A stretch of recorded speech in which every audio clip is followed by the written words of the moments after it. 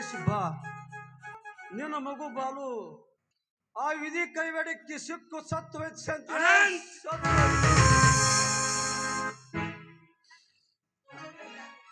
ದಯವಿಟ್ಟು ನಮ್ಮ ಬಗ್ಗೆ ತಪ್ಪು ಭಾವಿಸ್ಕೋಬೇಡ. ನಿನ್ನ ಮಗುವನ್ನು ಕೊಂದವರು ಸರ್ವತಾ ನಾವಲ್ವಣ್ಣ, ನಾವಲ್ವ. ಆಗಲೇ ವಿಷಯ ಆಫೀಸಿನಲ್ಲೇ ನನಗೆ ಪೊಲೀಸರು ತಿಳಿಸಿದ್ದಾರೆ. ಇನ್ಸ್ಪೆಕ್ಟರ್, ನನ್ನನ್ನು ಈ ಸ್ಮಶಾನಕ್ಕೆ ಕರೆಸಿದ ಕಾರಣವೇನು ಮೊದಲು ಅದನ್ನು ತಿಳಿಸಿ. ಶಾಂತೇಶ್, ಹೀಗೇಕೆ ಮಾತನಾಡುತ್ತೀನಿ? ನಿನ್ನ ಮಗು ಬಾಲು ಸತ್ತಿದ್ದು ನಿನಗೆ ಸ್ವಲ್ಪ ಆದರೂ ದುಃಖ ಎನಿಸುವುದಿಲ್ಲವೇನೋ? ದುಃಖ ಸಾಕಷ್ಟಿದೆ ಇನ್ಸ್ಪೆಕ್ಟರ್, ಆದ್ರೆ ಮಾಡಲೇನು? ನನ್ನವರಂತ ತಿಳಿದು ನನ್ನ ಮಗವನ್ನು ನಿಮಗೆ ಬಳಿ ಬಿಟ್ಟು ಹೋಗಿದ್ದೆ. ಆದರೆ ನೀವು ಅನವಶ್ಯವಾಗಿ ನನ್ನ ಮಗನಿಗೆ ವಿಷ ಹಾಕಿ ಸಾಯಿಸುತ್ತಿರಲ್ಲ. ಇದು ಯಾವ ನ್ಯಾಯ ಇನ್ಸ್ಪೆಕ್ಟರ್? ಯಾವ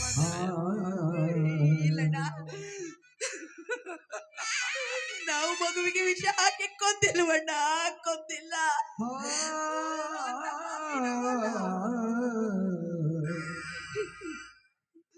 ಸಾಕು ಸುಮ್ಮನಿರಮ್ಮ. ನೀನು ನನ್ನ ಒಡ ಹುಟ್ಟಿದ ತಂಗಿ ಅಲ್ಲ, ನನ್ನ ಹೆತ್ತ ತಾಯಿ ಸಮಾನ ಅಂತ ತಿಳಿದು ನನ್ನ ಮಗುವನ್ನು ನಿನ್ನ ಬಳಿ ಬಿಟ್ಟು ಹೋಗಿದ್ದೆ. ಆದರೆ ನೀನು ಅನವಶ್ಯಕವಾಗಿ ನನ್ನ ಮಗುವನ್ನು ಕೊಂದು ನನ್ನಿಂದ ದೂರ ಮಾಡಿಬಿಟ್ಟಲ್ಲಮ್ಮ. ಈಗಲಾದರೂ ನಿನ್ನ ಮನಸ್ಸಿಗೆ ಶಾಂತಿ ಸಿಕ್ಕಿದ್ದೆ ತಂಗಿ, ಶಾಂತಿ ಸಿಕ್ಕಿದ್ದಲ್ಲಿ ಹೇಳಮ್ಮ.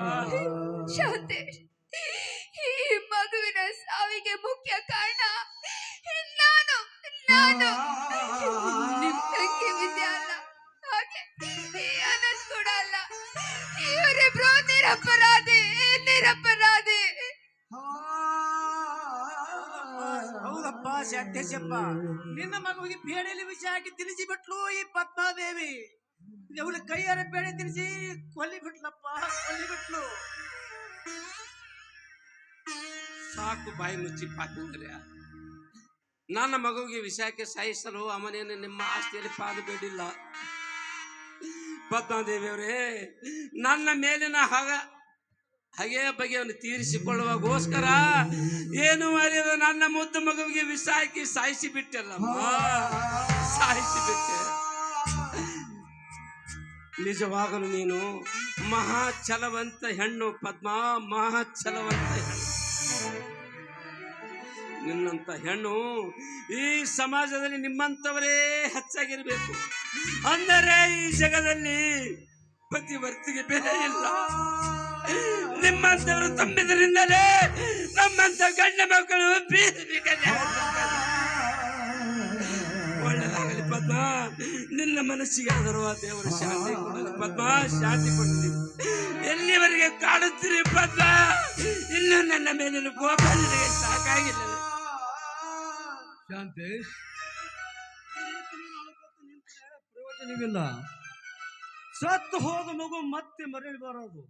ಶಾಂತೇಶ್, ಈ ಮಗುವಿನ ಶವಕ್ಕೆ ನೀನೇ ಕೈಯಾರಿ ಕಿಚ್ಚು ಹಚ್ಚು. ಶಾಂತೇಶ್, ತಡ್ರಿ ಸಾಹೇಬ್ರ, ತಡ್ರಿ. ಈ ಮಗುವಿನ ಶವಕ್ಕೆ ಕಿಚ್ಚು ಹಚ್ಚೋದಕ್ಕೂ ಮುಂಚೆ ಒಂದು ವಿಚಿತ್ರ ಕಥೆ ಐತಿ, ಮಗುವಿಂದ ಹೇಳ್ತೀನಿ ಸಾಹೇಬ್ರ, ಹೇಳ್ತೀನಿ. ಸತ್ಯಪ್ಪ, ಅದೇ ನಿನ್ನ ಕತೆ, ನಿಜ ಹೇಳು. ಹೇಳ್ತೀನಿ ಸಾಹೇಬ್ರ. ಅದು ಮುಖ್ಯವಾಗಿ ನಿಮ್ಮ ಮುಂದೆ ಹೇಳ್ಬೇಕಾಗೈತ್ರಿ ಈ ಕತಿನೇ. ಆ ಕತಿ ನೋಡ್ರಿ, ಶಾಂತಿ ಸಪ್ಪರಿಗೆ ಸಾಕು ಮಾದ್ರು ಮಗು ಆದ್ರು ಈ ಮಗುವಿಗೆ ಜನ್ಮ ಕೊಟ್ಟಕ್ಕೆ ಈ ಪದ್ಮಾದೇವಿ ರೀ, ಪದ್ಮಾದೇವಿ.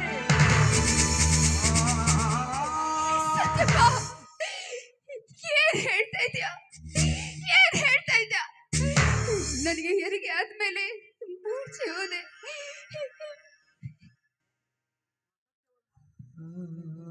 ಇಲ್ಲ ತಾಯಿ, ಅವತ್ತು ನಾ ಸತ್ಯ ಹೇಳಿದ್ರ ನನ್ನ ಪ್ರಾಣ ಹೋಗ್ತಿತ್ತು. ಸತ್ಯವಾದ ಮಾತನ್ನ ಹೇಳ್ತೀನಿ ತಾಯಿ, ಸತ್ಯವಾದ ಮಾತನ್ನ ಹೇಳ್ತಾ ಇದ್ದೀನಿ ನಾನು. ಈ ಪದ್ಮಾದೇವಿ 9 ತಿಂಗಳು ಎತ್ತು ಹೊತ್ತಿದು ಈ ಮಗುವಿಗೆ ಜನ್ಮ ಕೊಟ್ಟಿದ್ದು ಈ ಪದ್ಮಾದೇವಿ. ಆದ್ರೆ ಈ ಮಗು ಹುಟ್ಟಿದ್ದು ಆ ಪ್ರತಾಪನಿಗೆ ಚೂರು ಕನಿಕರ ಇರಲಿಲ್ಲ. ಈ ನಾಳೆ ಈ ಗಂಡು ಮಗು ಹುಟ್ಟಿದ್ದು ಗಂಡು ಮಗು ನಾಳೆ ಬೆಳೆದು ದೊಡ್ಡವನಾಗಿ ಆಸ್ತಿ ಎಲ್ಲವರ ಕೈ ಸೇರ್ತಿರ್ತಲ್ಲ ಅನ್ನೋ ಉದ್ದೇಶದಿಂದ ಈ ಡಾಕ್ಟರ್ ಸಂಜಯನನ್ನು ಕರೆಸಿ ಮಗುವಿನ ಪ್ರಾಣ ತೆಗಿಬೇಕಂತ ಒತ್ತಾಯ ಮಾಡಿದ. ಅದೇ ಸಮಯಕ್ಕೆ ನಾನು ಅಲ್ಲೇ ಇದ್ದೆ. ನನ್ನನ್ನು ಪಿಸ್ತೂಲ್ ತೋರಿಸಿ ಮಗುವಿನನ್ನು ಕತ್ತಿ ಹಿಚಿಕಿ ಬಿಸಾಕಿ ಬಾ ಅಂತೇಳಿ ನನ್ನನ್ನು ಕೈಯಲ್ಲಿ ಕೊಟ್ಟು ಕಳಿಸಿದ್ರಮ್ಮ, ಕಳಿಸಿದ. ಆದರೆ ನಾನು ಹಾಗೆ ಮಾಡಲಿಲ್ಲ ತಾಯಿ, ನಾನು ಹಾಗೆ ಮಾಡಲಿಲ್ಲ. ನಮ್ಮೂರ ಗೌರಿ ಬೆಟ್ಟದ ಹತ್ರ ಹೋಗಿ ಈ ಮಗುವಿನ ಮುಳ್ಳಿ ಕಂಡಿ ಬೇಲಿಯಲ್ಲಿ ಹಾಕಿ ಹೋಗಿಬಿಟ್ಟೆ. ಆ ಸಮಯಕ್ಕ ಈ ಶಾಂತಿಶೆಪ್ಪ ಬ್ರ್ಯಾಂಡಿ ಕುಡಿಯುತ್ತಾ ಅಲ್ಲಿಗೆ ಬಂದ. ಈ ಕೂಸನ್ನು ಎತ್ತಿಕೊಂಡು ಹೋಗಿ ತನ್ನ ತಂಗಿ ವಿದ್ಯಾಳ ಕೈಯಲ್ಲಿ ಕೊಡ್ಬೇಕಂತ ಮನೆಗೆ ಹೋದನ್ರಿ ಸಾಹೇಬ್ರ. ಅದಕ್ಕೆ ಆ ಮಾತಿಗೆ ನೀವು ನಿರಾಕರಿಸಿ ಬಿಟ್ರಿ ಸಾಹೇಬ್ರ, ನೀವು ನಿರಾಕರಿಸಿ ಬಿಟ್ರಿ. ನಿಜವಾಗ್ಲೂ ಹೇಳ್ಬೇಕಾದ್ರೆ ಈ ಮಗುವಿನ ಜನ್ಮ ಕೊಟ್ಟವಳು ಈ ಪದ್ಮಾರಿ, ಈ ಪದ್ಮ. ಇಲ್ಲ ಇಲ್ಲ ಇಲ್ಲ, ಹೆರಿಗೆ ಆದ ತಕ್ಷಣ ಮೂರ್ಛೆ ಹೋಗಿದ್ದೆ. ಮತ್ತೆ ಪ್ರಜ್ಞೆ ಬಂದ ನಂತರ ಮಗು ಹುಟ್ಟಾನೆ ಸತ್ತೋಯ್ತು ಅಂತ ಹೇಳಿದ್ರಲ್ಲ, ಸತ್ತಾಯ್ತು ಅಂತ ಹೇಳಿದ್ರಲ್ಲ. ಇಲ್ಲ ತಾಯಿ, ಆ ಸಂದರ್ಭ ಹಾಗಿತ್ತು. ನನಗೆ ಹೇಳಿಲ್ಲ ಅಂದ್ರ ನಿನ್ನ ಪ್ರತಾಪ ನನ್ನ ಪ್ರಾಣ ತೆಗಿತಿದ್ದ. ಆ ಸಂದರ್ಭಕ್ಕನುಸಾರವಾಗಿ ಆ ಮಾತು ಹೇಳ್ಬೇಕಾಯ್ತು ತಾಯಿ. ಅಯ್ಯೋ, ನಾನೆಂತ ಕಂದಮ್ಮನಿಗೆ ನನ್ನ ಕೈಯಾರೆ ವಿಷವನ್ಸಿದ್ದ. ನಾನೆಂತ ನನ್ನ ಮಗುವಿಗೆ ನಾನೇ ಕೊಲೆ ಮಾಡುತ್ತ. ಇಲ್ಲ, ನನ್ನಂತ ಪಾಪಿ ತಾಯಿಗೆ ಶಿಕ್ಷೆ ಆಗ್ಲೇಬೇಕು, ನನ್ನಂತ ಪಾಪಿ ತಾಯಿಗೆ ಶಿಕ್ಷೆ ಆಗ್ಲೇಬೇಕು. ನಾನು ಬದುಕಿರಬಾರ್ದು, ನಾನು ಬದುಕಿರಬಾರ್ದು.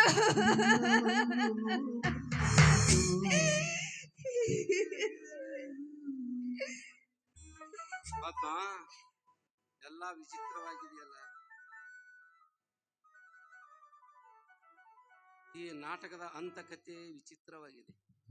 ಆ ಬರೆಯಗಾರ ಈ ನಾಟಕದ ಕಥೆಯನ್ನು ಯಾವ ರೀತಿ ಸಮಾಪ್ತಿ ಮಾಡುತ್ತಾನೋ ಕಾದು ನೋಡಿ ನೀವು ಮುಂದಿನ ಪುಟದಲ್ಲಿ.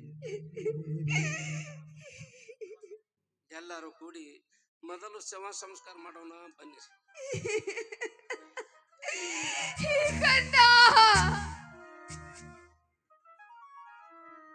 ಕಣ್ಣಿಗೆ ಕಾಣದ ನಾಟಕಕಾರ ನಿನಗೆ ನನ್ನ ನಮಸ್ಕಾರ. ಕಣ್ಣಿಗೆ ಕಾಣದ ನಾಟಕಕಾರ ನಿನಗೆ ನನ್ನ ನಮಸ್ಕಾರ.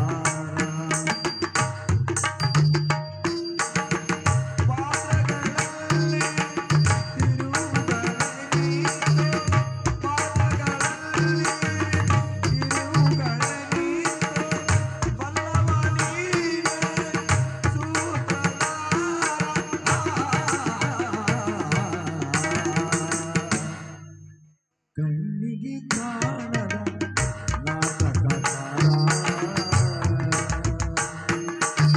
ನಿನಗೆ ನನ್ನ ನಮಸ್ಕಾರ. ಕಣ್ಣಿಗೆ ಕಾಣದ ನಾಟಕಕಾರ ನಿನಗೆ ನನ್ನ ನಮಸ್ಕಾರ. ಸೃಷ್ಟಿಕರ್ತ ಆ ಬ್ರಹ್ಮ ಅವನನ್ನು ಸೃಷ್ಟಿಸಿದಳು ಒಬ್ಬ ಅಮ್ಮ. ಸೃಷ್ಟಿಕರ್ತ ಆ ಬ್ರಹ್ಮ ಅವನನ್ನು ಸೃಷ್ಟಿಸಿದಳು ಒಬ್ಬ ಅಮ್ಮ.